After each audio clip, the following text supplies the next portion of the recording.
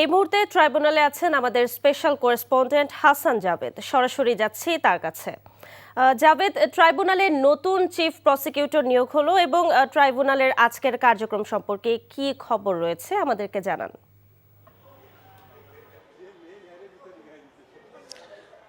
আদিবা, ঠিক এখন থেকে 5 মিনিট আগে নতুন যে তো আপনার chief prosecutor advocate Aminul Islam তিনি ট্রাইব্যুনালে এসেছেন এবং এখন সরাসরি তিনি চিফ প্রসিকিউটর রুমে গিয়েছেন। সেখানে সদ্য বিদায়ী চিফ প্রসিকিউটর তাজুল ইসলাম তার জন্য ফুলের তোড়া নিয়ে অপেক্ষা করছেন।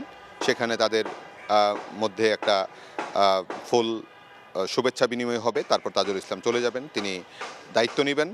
তারপর আজকেই হয়তো এই ট্রাইব্যুনালের বিচার কাজে অংশ নেবেন কিনা তা বলতে পারছি না, তবে আমাদের সাথে উনি আনুষ্ঠানিকভাবে সংবাদ সম্মেলন করবেন, কথা বলবেন, সেটা বলেছেন। আর চিফ প্রসিকিউটর সদ্যবিদায়ী চিফ প্রসিকিউটর তাজুল ইসলাম কিন্তু ইতিমধ্যেই বক্তব্য রেখেছেন। সেই বক্তব্যে তাকে কিছু প্রশ্ন করেছিল সাংবাদিকরা যে এই বিচার কাজ এগিয়ে নিতে আপনারা অনেক কাজ করেছেন, তার মধ্যে কিছু অভিযোগ এসেছে আপনাদের কয়েকজন প্রসিকিউটরের বিরুদ্ধে। সেই অভিযোগের বিষয়ে তিনি বলেছেন এসব অভিযোগের কোনো সত্যতা নেই। তিনি যাচাই করেছেন, এগুলির সত্যতা পাওয়া যায়নি। ব্যক্তিগত জেলাসি থেকে হয়তো কেউ কোনো কিছু বলতে পারে, সেটাই হয়তো অন্য প্রসিকিউটররা বলেছেন।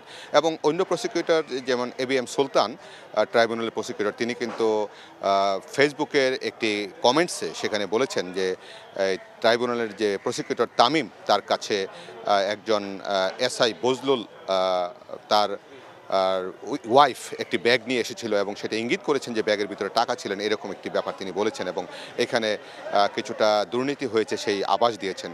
কিন্তু এইসব কোনো কিছুরই কিন্তু এখন স্পষ্ট কোনো সুনির্দিষ্ট ব্যাখ্যা বা প্রমাণাদি নেই।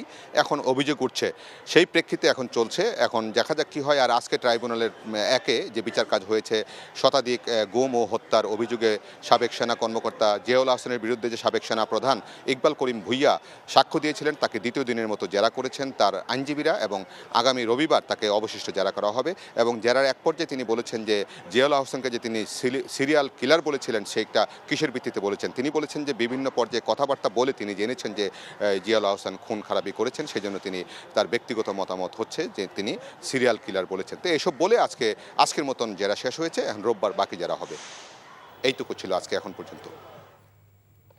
জানছিলাম আন্তর্জাতিক অপরাধ ট্রাইব্যুনালের কার্যক্রমের আপডেট।